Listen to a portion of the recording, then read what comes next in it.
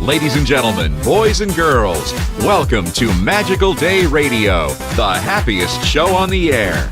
Here are your hosts, Don Short and Chris Linden. Hello, everyone, and welcome to Magical Day Radio. This is Dawn, and I'm here with my co-host, Chris. Hi, Chris. Hi, Dawn. How are you? I'm good. How are you? Good. Good. You guys, we're super excited because today we have with us the longest-running Tinkerbell in Disneyland history and soon-to-be author of the children's book, Miss Gina Rock. Hi, Gina. Hey, how you doing? Doing great. Thanks for joining us today. Thank you so Thank much. you. This is great. I haven't done this before, not to my knowledge, and I actually have one up online and didn't even know I had done an interview, and somebody released it, so it's nice to know ahead of time. Well, we're quite honored to be sort of the first, or if not the second. Either way, we were so glad to be able to talk with you today, and we're ready to get started? Yeah. Great. Let's do it. So, first question, Gina. When did you first discover your love of acrobatics? When I was my mother put me in ballet at a young age. I was 5.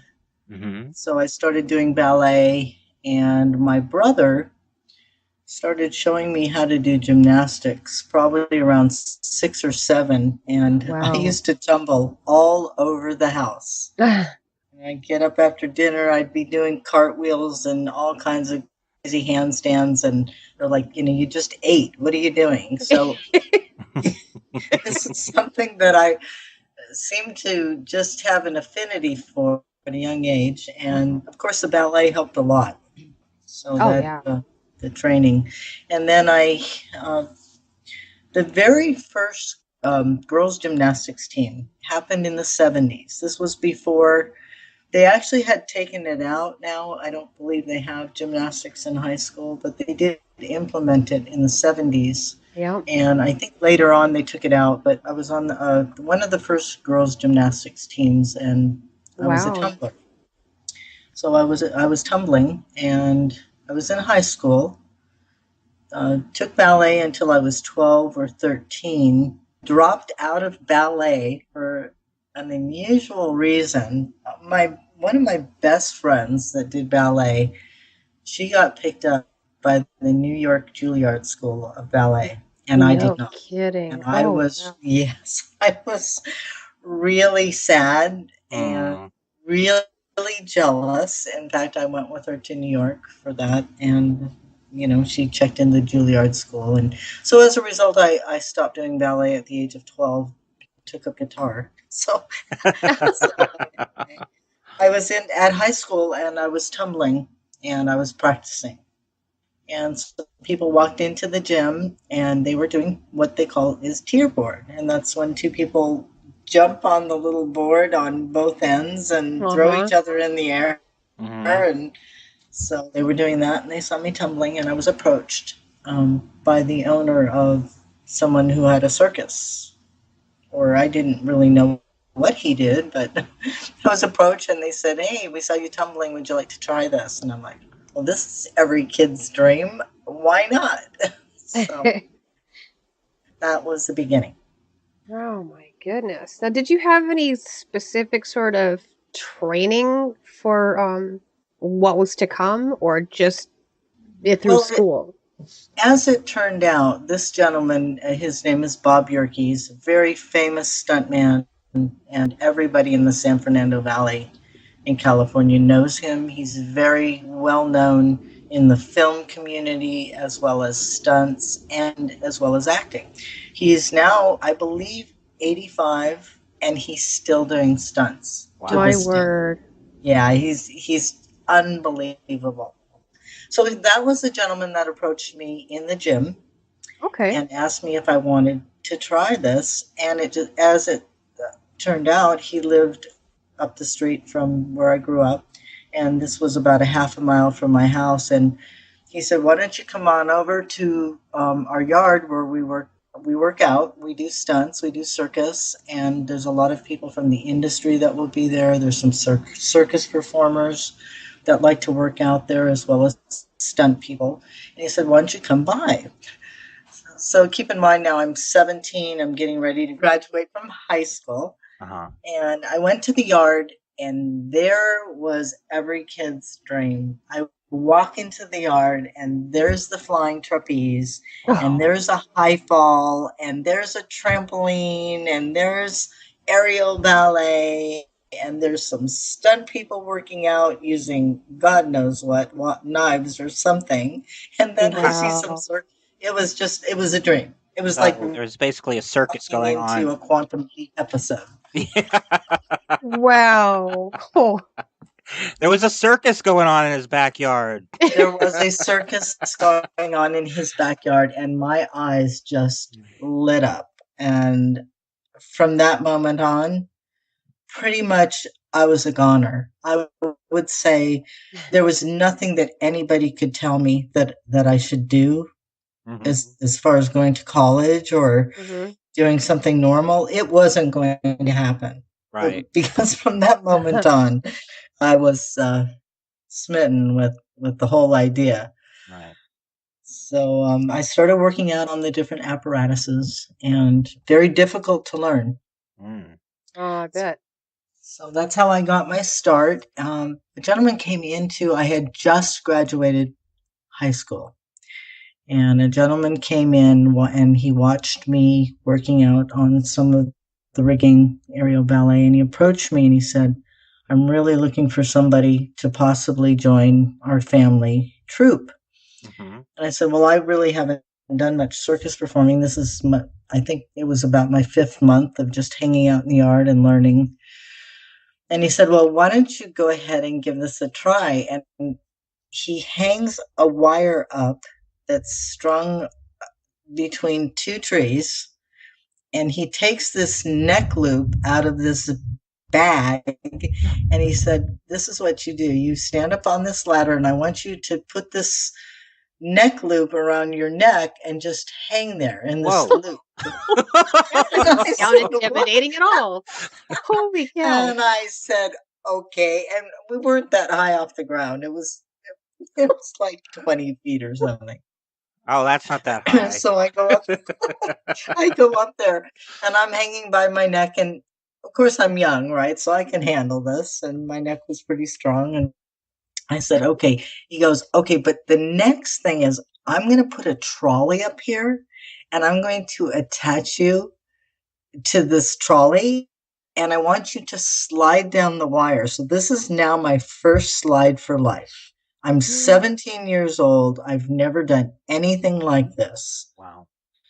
And it just so happens that not only did I do it the way he wanted it done, but it looked good because of my ballet background. And he said, well, you have a job. And I said, what? He said, do you want a job?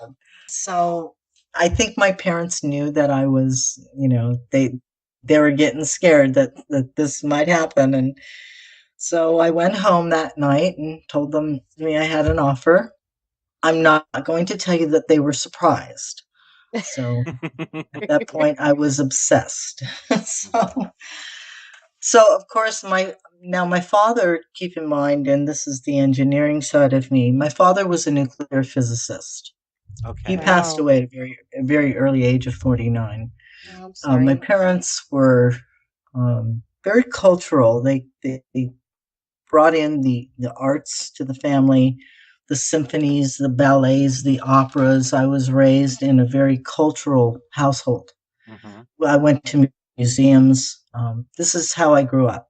So their kid running away to the circus was definitely not something that they wanted to have happen, especially my father. But were they going to stop me? Not really. It was going to be, okay, are you literally going to run away with the circus, or are you going to ask for permission? So I went with my mother the next couple of weeks later, and she brought one of her good friends with her, and we went to the gentleman's house that wanted to hire me. And he had a couple of kids that were of the age of, I think at that time, they were both 10 and 12. And of course, I'm adamant about wanting this job. And my mother walks out after we go and interview with the gentleman, and she's just livid. She's just, Uh-oh. what are you doing? I'm not feeling comfortable with this. They tried to talk me out of it, and I decided to go. Mm-hmm. So the very first circus that I performed in was a shrine circus, and that's when I went with this troupe to a shrine circus. It's also the very last time I saw my dad. I'll never forget. Oh. Waving goodbye to my father while he watched me pull out of the home to go off with the circus, and it's the last time I saw him. Gina, did you enjoy performing in the circus? And what circus companies have you worked for? I worked with that gentleman's troupe for about 6 months, and then I found out that Ringling Brothers was about 200 miles from where I was at, and I was at that point I was getting restless. I was not comfortable with performing with this troupe, and I had an affinity for the clowns. I really enjoyed being around the clowns because I love to laugh. So I always hung out with those guys. I felt very comfortable with them. I'm wondering why I didn't go that direction. maybe later, right? So one of the clowns said that they were going to go to the Ringling Brothers auditions, and would I like to come, and maybe I want to try out to be a showgirl. Mm-hmm. And so going back to all of the acrobatics that I learned in the yard with Bob Yerkes was flying trapeze and aerial ballet and single trapeze and high falls. So I had already incurred a lot of, I had a lot of training. Mm-hmm. So going to Ringling felt comfortable. So we went, and I tried out for Ringling Brothers, and I got signed up for the bicentennial edition for 1976 and 77, or actually 1975 to 1977. Yeah. So I was with Ringling Brothers. So that's how I was with them for 2 years. And then I decided that it was time to see if I wanted to go on and do something else. I had been asked to possibly join a troupe that was doing flying trapeze. It's Circus Circus. So that's in where Las I headed Vegas, next. right? Yes. Yep, I've seen many of those. Yeah. So I went to Las Vegas, and I found out that there was a troupe actually that was they were looking for a girl to fly with their family, and for the opening of Circus Circus in Reno. And that opening was 1979. Mm-hmm. So I ended up going to Reno, and I was there for the ribbon cutting for Circus Circus in Reno. Cool. And first time, and so I joined their Flying Trapeze Act, and that was the Flying Ramos. And I was at Circus Circus with them for 2 years. So let me ask you, I've been to Circus Circus. Is this where you're performing above the casino? And like they have all the netting and the high wire and everything above where all the patrons are? Or was this a special show that was shown in the arena, or was it kind of a combination of both things? No, this is exactly as you stated. When you walk into Circus Circus, you go into I believe it's the second floor, and it has kind of a carnival atmosphere. Mm-hmm. And then you see the stage, and then you see all of the rigging with the flying trapeze and the net. It's right there. Right. So it was not housed in a separate arena. It was right there.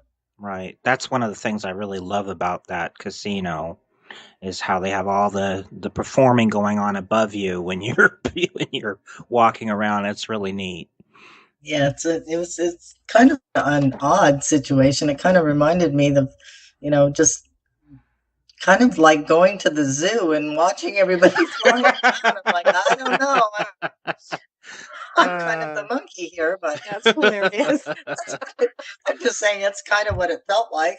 But it was a great job. I never thought about that. That's so funny. It's my analogy. Great family to work for, the Flying Ramos. And so I was actually with them almost 3 years.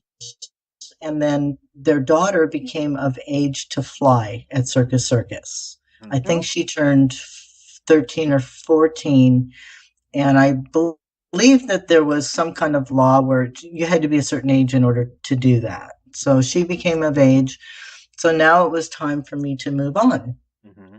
So that was the end of my debut as a flying trapeze artist for 3 years. And I also did aerial ballet there as well. And I was also ended up doing some ring announcing. So I was an announcer as well. Oh, no kidding. And then I also ended up doing a comedy juggling act, which was really fantastic. I was in between the shows, I would practice doing juggling with the gentleman who used to catch me on the trapeze. His name is Oren Lundgren, and he taught me how to juggle. And we got so good at it together as partners that one day they needed an act to fill in for a couple of months at Circus Circus, and I talked him into doing comedy juggling act. I ended up doing that for about 3 months, and that was fantastic.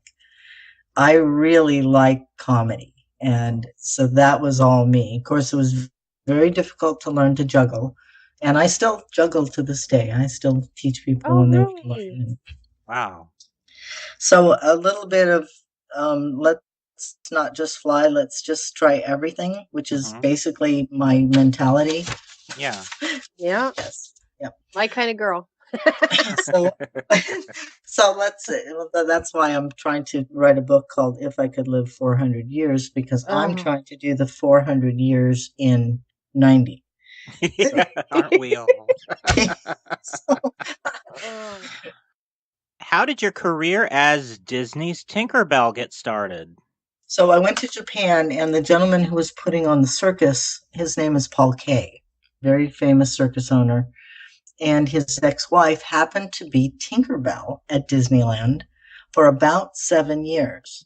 So what do you think I was doing? Emphatically inquiring about Tinkerbell and how do I get that job, because I really wanted the job. And I don't know if my public relations manager, Joshua, told you, I went to a grad night at Disneyland. That's when I was probably 16 and a half. This is pre-circus. Being introduced to circus. Yeah. And I was walking down Main Street with my date, and he said, "Oh, turn around, you got to watch this." And he goes, it's the fireworks. And so I turn around, and he goes, no, it's not just the fireworks. You got to see what happens during the fireworks. So now I've taken a step back in time. I'm now 16 and a half, and it's the first time I've seen Tinkerbell. Oh. And right then and there, this is what I said to my date. I said, that's going to be what I'm going to do someday. Oh my goodness. That I want to do that.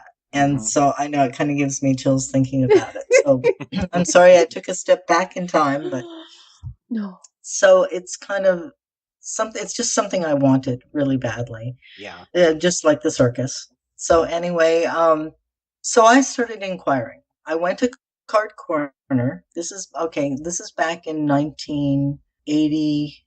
In 1982, I went to the park and I inquired at Card Corner. That's what it was called at the time. Yeah, the information center. Right, the information center. And I said, do you know if they're going to put Tinkerbell back? Because I found out from Paul Kay that they were thinking about putting her back, but they were building Fantasyland and they had taken her tower down. So the information center told me that, yeah, in fact, they're having auditions in 6 months. So talk about timing. Yeah, wow. So here I am armed with a stack of photos that's probably 25 pages long, full of my circus performing and everything I've done. And I finally got through to the talent booking office and begged for an interview. I mean, literally begged. So I got called in for an interview right before they were gonna put her back in, and I got it. I mean, I couldn't believe it. I was just dumbstruck. And that's the word I'm using because I couldn't believe it. Disneyland knew that they were going to hire me and had hired me for 2 months before they even told me I had the job. I must have called there once every week for 2 months. Okay, well, when am I going to know? Okay, well, I need to know. I mean, come on, you guys are really, do I have a job? And I kept bothering them. And so I come to find out later that they knew the whole time that they were going to hire. And they couldn't tell me because they had to get everything ready. Yeah, right. To present to me. Goodness, could you imagine? Yeah. So that was it. That was my beginning. I was pretty excited. So that's how I started. Now that was in 1983. Right. Okay. And that was when I first started. I actually worked every single day. That was 90 days from May to September. Wow. And I did that the first 2 seasons. And then they approached me and they said, do you have anybody that maybe could be a backup just in case, because I was driving an hour to get there. Mm-hmm. That could possibly do this. And that's when I brought in my sister-in-law, Patty Rock. And she started doing it, once a month. And then from there in the 90s, she started taking some more days and performing, and then she started doing it half the time. Well, gives you a little bit of a break. Yeah, they gave me a break. It was an hour drive, and of course the traffic would get really bad. 10% every year it would increase, and so it got difficult to drive there, but to do 24 seconds. Yeah. Yeah. Well, that's what they say about show business. Hurry up and wait. What was it like to fly over Disneyland? The very first time I did my first flight was in the day. And I'm going to tell you something. When you're 160 feet in the air, I don't care if you've been a circus performer since you turned 2. To be 160 feet in the air is pretty scary to see in the daytime. Because you can see the height of it, and you really understand how high up you are. Mm-hmm. So I'm not going to tell you that I wasn't nervous the first time. I can't even imagine. So that's what happened. I did my first flight, and it was fantastic. It was a thrill, to say no less. It was great. I will tell you that when I did it at night, it was very magical. I would stand up there and I would listen to the music, and I would get into character and pretend that I was the character in the story. Mm-hmm. And right before I flew, I'd take those 20 seconds, 30 seconds to really just close my eyes and picture myself being that pixie. Wow. And that's how I performed. I just, with the images in my mind, I would try to portray it. That's how it worked. Truly made it magical. That is so awesome. Yeah. I'm sure I've seen you a number of times in Disneyland. Yeah, I know I had too. I graduated in 82. So. Well, I started in 83. And I went to 2005. So you probably saw me at something. I must have. I must have seen you a dozen times. Aside from Tinkerbell, did you do any other performing in the park in any other roles? It's funny, when I first went to find out what the job entailed, I was pretty excited to find out that I didn't have to do anything except fly. Keeping in mind that at Ringling Brothers, I had to pretty much do the whole part of the show. I was not just performing in an actor or showgirl. I was doing, 5 different types of acts throughout the performance. And with Tinkerbell, I literally would get to the park. I would go to my dressing room, I would put my costume on, I would walk to the Matterhorn with my crew, who, by the way, was fantastic.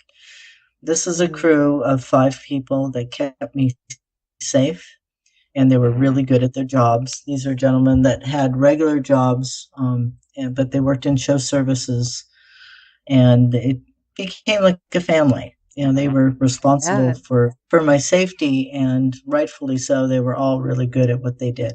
So I felt very comfortable.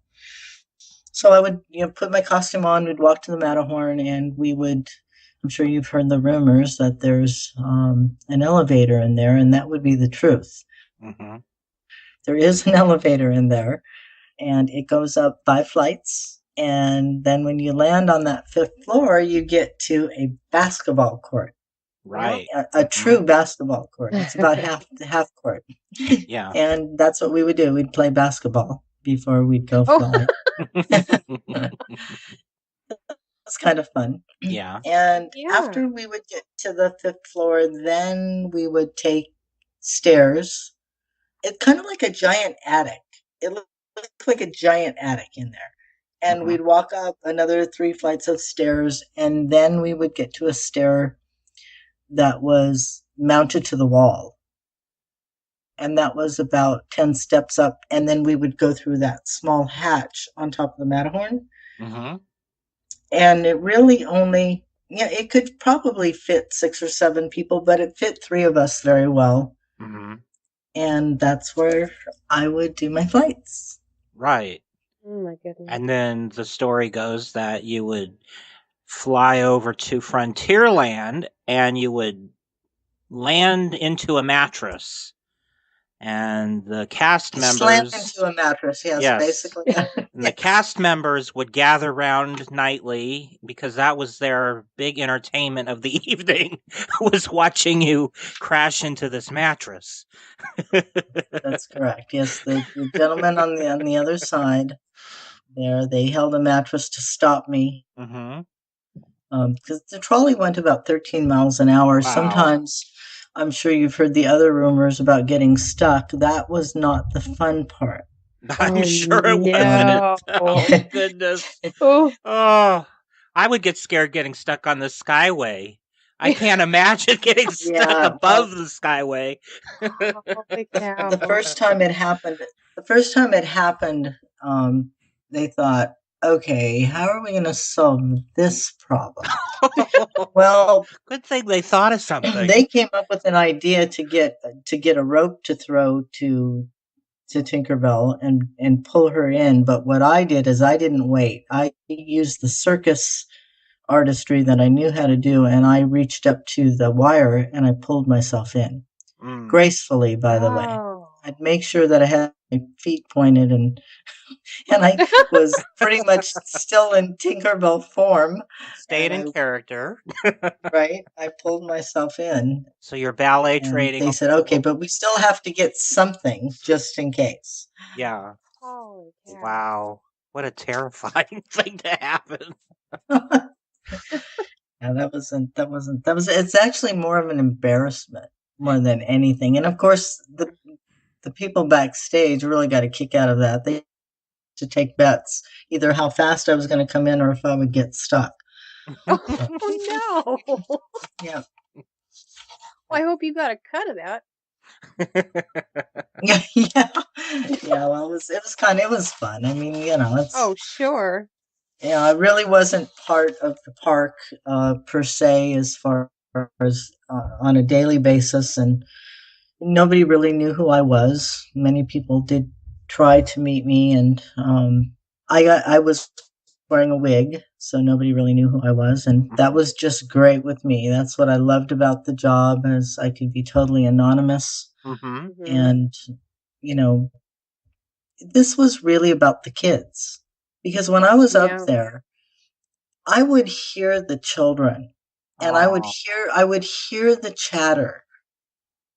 And that's what made the flight so magical, is because I realized that all of those children out there, that I was putting a smile on their face. Yeah. Oh boy, were you. No matter what, no matter how the flight went, or no matter how my day was going, I put a smile on a lot of kids' faces. And that's really what the job is all about. Right. The job is all about being magical for children. Yeah, absolutely. Yeah. And think of how many children you performed for over the years. You were there 21 years, you say? Millions 21 and a half, almost 22, yes. Millions of children, you put smiles on their faces. And adults, I have to say. Oh, well, I know I smiled. In fact, when I took my children, I raised my children at the park. I happened to get pregnant in May and just made it back into my costume in time to perform for the season. And my children were born on February 26th and 27th, 3 years apart, almost to the day, which means I basically was able to fly pregnant up to 3 months, and then my season stopped anyway. So I had just enough time on the other side to have the children get back in shape and fly again. Wow. So holy timing. I would say that the pixie disc did a lot more than just, make magic for children. I produce children as well. So, and that is my greatest feat. Wow. Is not just performing for children, but my amazing children that were raised in the park. So when they turned about 4, I started taking them with me with a babysitter, and I would bring them through the park, through the back. And that's when we were allowed to, up till about the 13th year, that bad number of 13, they realized that Gina was bringing her children with a sitter through backstage, and the kids were seeing Mickey take his head off. And they weren't real happy about that. Yeah. So for about 13 years, I was able to take the kids with me through the backstage, and they grew up in the park. I would take them to work with me. I didn't like leaving my kids at all. Yeah. Oh, I understood. So I take them to work with me like 3 times a week. So they grew up there. Wow. To this day, they still go. Guys, we've got to take a quick commercial break, but hang tight with us because we'll be right back with the longest running Tinkerbell in Disneyland history, Miss Gina Rock. Visit DisneyChris.com and experience the Disneyland Magical Audio Tour, a magical musical visit to the land where dreams come true. This amazing virtual tour of the happiest place on Earth features hours of music found in over 1,200 audio tracks. Through this audio tour, you can navigate through the entire Magic Kingdom to experience and delight in the fun and adventure of a day at Disneyland from the comfort of your own living room. Every track has been re-edited, digitally enhanced, or remixed for an optimal sound experience. There are also hundreds of full-color photos and informative liner notes provided for each individual audio track. So have your e-tickets ready and come and experience the Disneyland Magical Audio Tour at DisneyChris.com. That's DisneyChris.com. Disneyland is the most magical place on Earth, a place where the best memories of your lives are made. And the people at Fresh Baked Disney have made it their purpose to bring to you the very best of Disneyland, baked fresh daily. We capture the special moments and the good times. We'll show you what's new as well as what's not, like some of the very best Disneyland secrets and history the park has to offer. Best of all, we'll bake it for you fresh every single day. So grab a churro and head over to Fresh Baked Disney on YouTube or at freshbakedisney.com and prepare to have your mind blown by how much fun we're having. That's weekly trip reports from the park, news, top 10 lists, reviews, weekly updates on construction of the new Star Wars land, and a passion for the happiest place on Earth. Nobody loves Disneyland more than we do, and we're going to prove it to you every single day. If you consider yourself a lover of all things Disney and Disneyland, go find Fresh Baked Disney on YouTube or at freshbakedisney.com. For the best of Disney baked fresh daily, that's Fresh Baked Disney on YouTube or at freshbakedisney.com. Disney fans all over the world are learning about Magical Day Radio and the incredible guests we have, the topics we discuss, and, well, simply how magical it is. Magical Day Radio is the happiest show on the air, hosted by myself, Dawn Short, and the amazing co-host that I have, Chris Linden.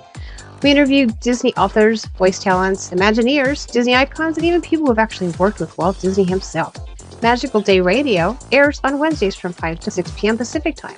To find out all the information, you can find the show page on Facebook by simply searching Magical Day Radio. Please give it a like and keep up with all the latest. Miss the Magical Day Radio show? Well, no worries. You can find all of our archived shows on my YouTube channel now by simply searching my name, Dawn Short, on YouTube. Each show will be posted on Sundays as well as some new things to come from time to time.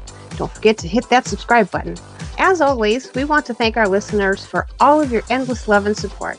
You make our time with you simply magical, and we hope we add a bit of magic into your lives too. Oh, we understand that you started your own talent agency. Can you share that with us and how it got started and some of your experiences as a talent agent? Well, back in the 80s, I lived up in a remote area in the hills with my children. And I didn't have much of a social life, and I wanted to still, of course, with all of the little tidbits of my life that you've heard about, I always had that feeling that I needed to do something, that I needed to work, but I wanted to be with my children. Yeah. And didn't want to go take a job outside of the home other than Tinkerbell, which I took him to work with me anyway. Yeah. So I realized that I had met Bob Yerkes. Not only did he have the apparatus in his backyard, but he was also a talent agent. Oh. And he used to book quite a few circus performers and stunt people for movies. And I just said to him one day, I said, Bob, what do you think about me becoming a talent agent? I said, I really need something to do, while I'm home with the kids. And so what I started doing is I started calling up to variety performers and to see if they wanted to get some work for children's parties. So I started booking children's parties in the beginning. And I started doing it quite frequent, and it kind of built up, and I still ran the talent. That's when nobody ran any kind of business out of their home. That was unheard of at that time in the 80s. That was like 1985, 86. And then I was approached by someone at Disneyland that found out I was booking variety entertainers. He was a talent resource manager, and he said, Gina, why are you not booking talent for us? And I said, well, what do you mean? And I said, well, what do I do? And he said, well, we have all kinds of contracts where we need variety entertainers. We are more than interested to have you book some of those entertainers for our corporate events. And I said, well, great. So over the years, from about 1986 until they started pulling the booking, they wanted to keep it in-house. So they started pulling away a little bit from the independent contractors. And so I was booking talent. When Disney owned the Queen Mary, they needed a lot of variety entertainers over there. And I was booking a lot of talent over there. So I was booking talent there. And then I booked, when they opened up the Indiana Jones ride, right. I booked the media event for that. There was sword swallowers and fire eaters, and there was stilt walkers and globe walkers, and so I booked a huge event for this opening for Indiana Jones. Right. And then I booked when Robin Williams did his second Aladdin film. They had a huge corporate event, and I booked 30 to 40 performers for that. Wow. And so I just continued to get contracts from Disneyland over the years for variety entertainers mostly. And it was great. I was doing Tinkerbell and running my talent agency, and the only stipulation my ex-husband had was that I don't become William Morris. So I just, I kept it as, small as I could at that time. And never really varied from my home life. I really didn't need to. I went to the events that they needed me at when there was a lot of bookings. When I booked 30 or 40 people, I was certainly on the premise. But other than that, pretty much did it from home. Yeah.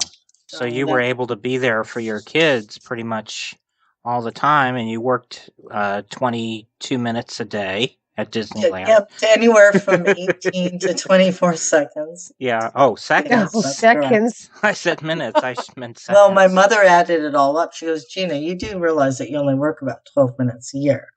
And I said, I never thought of it that way. She said, yeah. She goes, you've got really what my job was getting there, because every year, the traffic would just increase.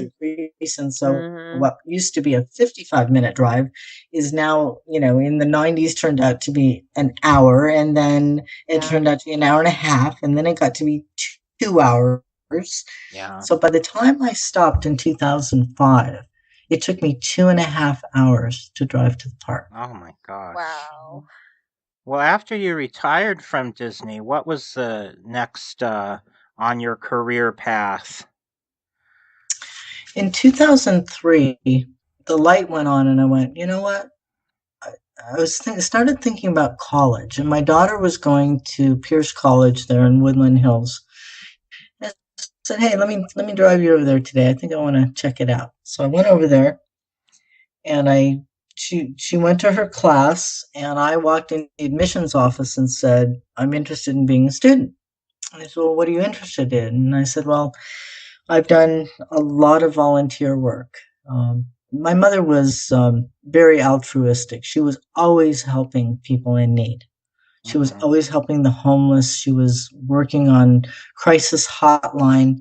And as a result, in my childhood, I was a candy striper. I worked on a crisis hotline. I helped feed the homeless at various times of the year. And this is how I grew up. So when I walked into the school, I said, well, I'm going to be a sociology major. That's what I'm interested in, because that's what I always loved, helping people. That was just how I grew up. And I loved it. I enjoyed every minute of it. I worked with autistic children when I was back in high school. Me too. That was something that I did on the side. So I went to college. I walked into a physical geography class, and the professor said, well, I want you to audit my class because you haven't been to college and to school in a long time. And that's what started my career in recovery work. I met someone who was working as a disaster housing inspector for FEMA as an independent contractor through an engineering firm. And he said, Gina, why don't you take these classes? I know you're going to retire in 2005. What do you think? They really want some women over there. So I started taking the engineering classes to learn housing inspection. I had owned some property, and I was fixing up my own property, so I knew a little bit about remodeling houses. So I didn't completely know what I was doing, but I also didn't know what I was doing. Anyway, I got the page. I was in a speech class my first day, and I got paged. And this was for the benchmark Hurricane Katrina. That was my first job. Holy smokes. So the engineering firm that I still am a part of now is fantastic. They have great training. They will pretty much train anybody that has a bit of a background in construction, home remodeling. If you have anything to do with real estate or know something about home remodel, they love to train people, and you get to go out and help folks in recovery, people that have lost everything. It's a difficult job, and it's a wonderful job. Yeah, rewarding. It's very rewarding. And this company that I work for is fantastic. They put a lot of time into their inspectors, and it's been a great working relationship. I've been with them for 11 and a half years. Wow.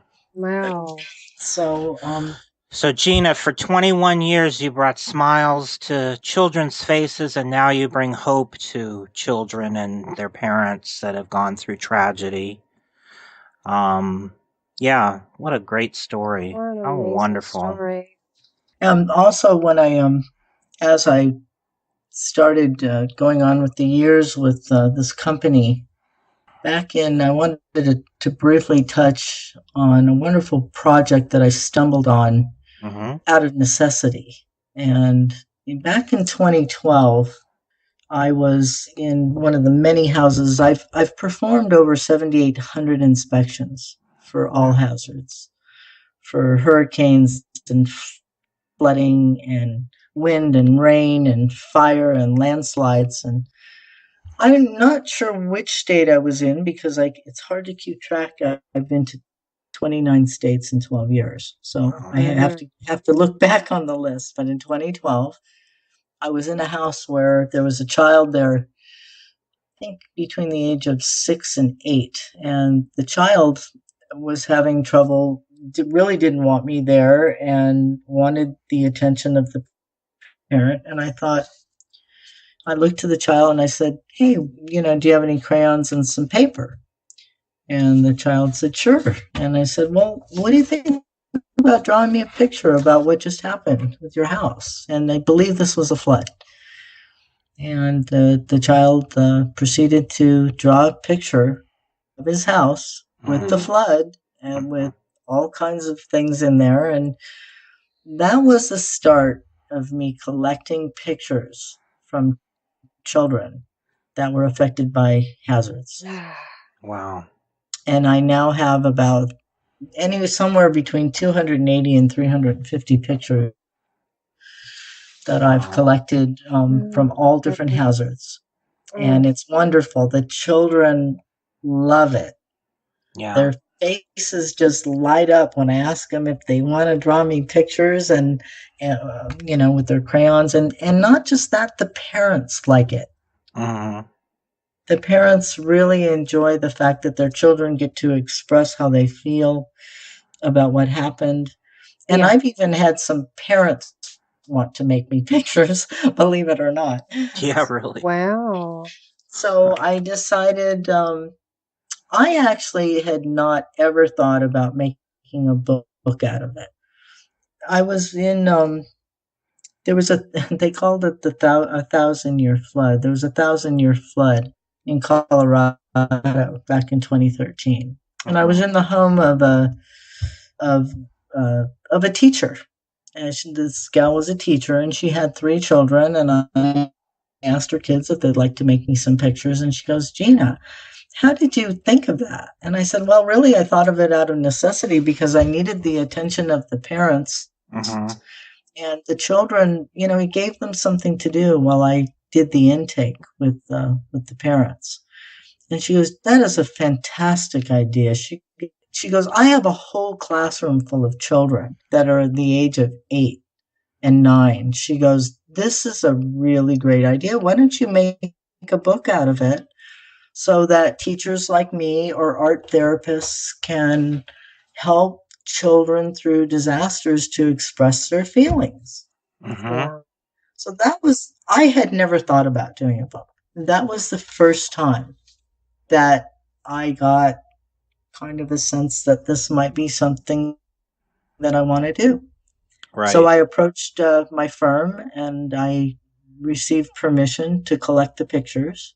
In fact, I sent 3 books to them so that they could enjoy the pictures as well and that they would know exactly what I was collecting. And the office enjoyed it, and I just shared it that way. And long story short, when I met Joshua, he said, "Well, Gina, why don't you do something with that book?"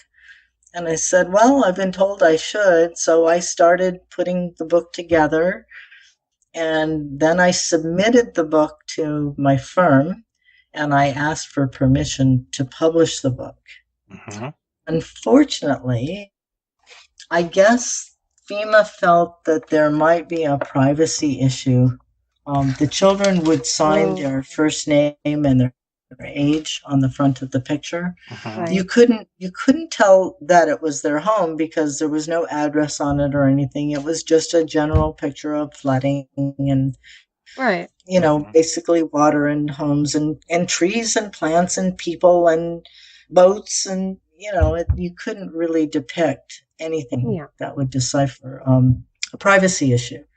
But I have not published the book. I've been seeking permission from FEMA to publish this book for a few months now, and hoping. And the children actually, they ask me before I leave the house, "Well, what are you going to do with my picture?"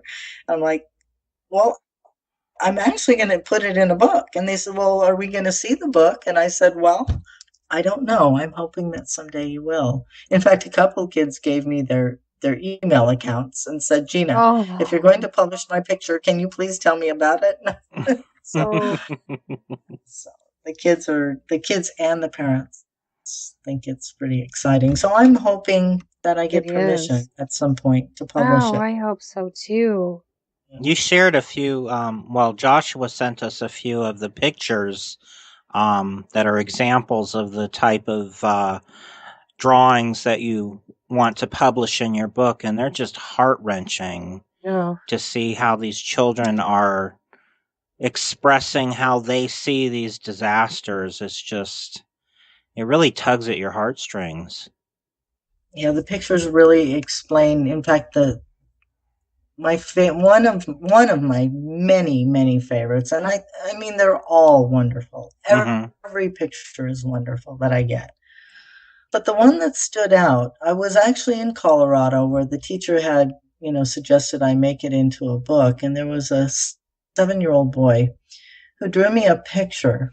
Now, in Colorado, many bridges were taken by water. And this one child that was drawing me the picture, he lived on the top of a pretty high mountaintop with his family. And there was a bridge that they used to drive down to get out from the mountain when they had to, do their errands or go to school. Okay. And it washed away. So he depicted in his picture an Army helicopter with a tethered rope that went down to the basket, picking up his family. So he drew a picture of a mountain. I think you have it, Dawn, don't you? I have it also. That's one of the ones I have. Yeah. Yeah, and that, I made it the cover of my book. And, wow. And, it's powerful. Yeah, and his father was so proud. His father was just, when I asked him if I could take the picture, because I always ask permission from the parents if I can collect the picture and take it with me. And he was just beaming. He was just so proud of the picture and so happy that his child was able to express it the way he did. It's a fantastic picture. Yeah, it is. I would love to share it. I mean, I'm really hoping that I'm going to get, the okay here. Gosh, I hope so too. I do. I think it's very important, not just for the kids, but for the entire families and for others to see how not only therapeutic this is, but just the impact. Yeah, absolutely. So, Gina, how can people get in contact with you if they'd like to learn more about your history or your upcoming book, etc.? Joshua Schaefer, who of course, wrote that wonderful Discovering the Magic Kingdom, has become my public relations manager. And we have actually put a picture up there on eBay that we're giving the proceeds to Make-A-Wish Foundation. I'm waiting to hear from them. So we're going to go ahead, and then if I sell enough of them or there's any type of interest, I'll go ahead and have that transfer over to my disaster victims as well. Oh, great. And he is the one to get in touch with his website, Discovering the Magic Kingdom. And if they just look up Joshua Schaefer, he's basically taking any information. If somebody either wants an autographed picture of the time I flew or any information about books coming up. I have a couple other books that I'm in the middle of writing now. One has everything to do with me traveling around with the circus and all of the great stories of the circus and Tinkerbell. And hopefully it's a motivation book for kids to follow their dreams, which is what it's all about. And I've been writing that for several years, but haven't had time. And I don't know if he told you, but I'm back in college again. And, wow. I am pursuing a career on the engineering side for geospatial intelligence. Wow. So I was accepted to USC, and that's what I'm doing right now. Wow. So not too much time to write books, but in college and everything else. Wow. You are a true Renaissance woman. Seriously. You've done it all. Goodness. Well, like I said, I was trying to put those 400 years in 90, so I have another book that's called If I Could Live 400 Years, and so that's another book. I just need another 400 years to write it. Yeah, really. It'd be great. I know the feeling. Gina, we can't thank you enough for taking your time and joining us and basically giving us a exclusive interview. we want to make sure that we extend an invitation when these books do come out to have you back with us to discuss them and share with everybody. Just, gosh, we just wish you the best, Gina. You're just such a beautiful individual with such an interesting history, and just looking forward to finding out how much more plays out for you. And just appreciate your time and looking forward to talking to you again sometime soon. Well, I really, really appreciate the fact that you guys wanted to do the interview, and it's so much fun to travel back in time and think about the magic that I was able to perform for the children. Yeah. And, You really did. and I really miss it. Yeah. Oh, I could imagine so. Now, if anybody wants to get a hold of Gina Rock, they can contact her public relations manager, Joshua Schaefer, at disneyguides@yahoo.com. Just simply disneyguides@yahoo.com. And as always, we want to thank everyone for listening to Magical Day Radio and remind you to please check out our Facebook show page under Magical Day Radio. And please give it a like for us. We will post updates on the show, Disney news, and anything we come across to share with you, as well as our archive shows. Magical Day Radio's archive shows can be found on my YouTube channel by simply searching my name, Dawn Short. And please subscribe to the channel to keep up with the shows and more to come. Again, the links will be on the Facebook show page for easier access. You'll find both Chris and I are on Twitter as well. Chris, you want to share your contact with everyone? Yes, on Twitter, I'm at DisneyChris73. On Facebook, you can find me under Chris Linden. That's Lyndon, as in Lyndon Johnson. And you can also find my website at DisneyChris.com. Great. Thank you, Chris. And my Twitter is simply Dawn_short, because the regular one was taken, so I had to get creative there. And I'm also on Instagram, and I post there for the show also sometimes, and it's Dawn_short28. And should you wish to contact either one of us, please use the message feature on the Facebook page, and we'll be getting back with you as soon as we can. As always, we want to thank all of our listeners for your continued love and support. Because of you, our time spent here is simply magical, and we hope that you have had a magical day too. Until next time, everybody. This has been Magical Day Radio with your hosts, Dawn Short and Chris Linden. This was a Drakus production syndication. Magical Day Radio was created by host, public relations, and social media director Dawn Short. Designs, websites, and sounds created by host and graphic design producer Chris Linden. Magical Day Radio is not associated with the Walt Disney Company, its affiliates, or subsidiaries. All copyrighted media is used under journalistic fair use for commentary and educational purposes only. Please join us on Facebook at Magical Day Radio. Thanks for listening and have a magical day.